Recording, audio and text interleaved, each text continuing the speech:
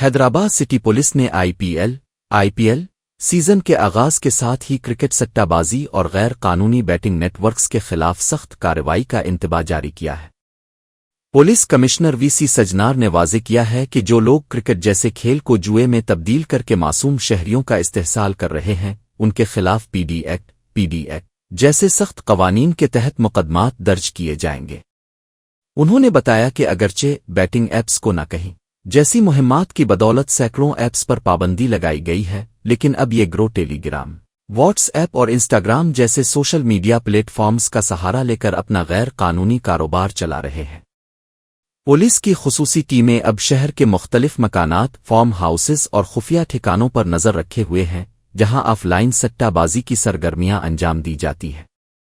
हुक्काम के मुताबिक मकामी बुकीज नौजवानों को कर्ज के जाल में फंसा रहे हैं, जिससे न सिर्फ उनका माली नुकसान हो रहा है बल्कि उनका मुस्तकबिल भी दांव पर लगा हुआ है। कमिश्नर ने अवाम से अपील की है कि वो इस तरह की सरगर्मियों से दूर रहें, क्योंकि बैटिंग से सिर्फ मुंतज़मीन को फायदा होता है, जबकि हिस्सा लेने वाले अपना सब कुछ गंवा बैठते हैं। पुलिस ने वाज़ेह किया है कि डिजिटल निगरानी और ज़मीनी छापों के जरिए इन सिंडिकेट्स का मुकम्मल खात्मा किया जाएगा, ताकि मुआशरे को इस लानत से पाक रखा जा सके। అందరికీ నా తరఫు నుంచి హైదరాబాద్ పోలీస్ తరఫు నుంచి పేరు నమస్కారాలు।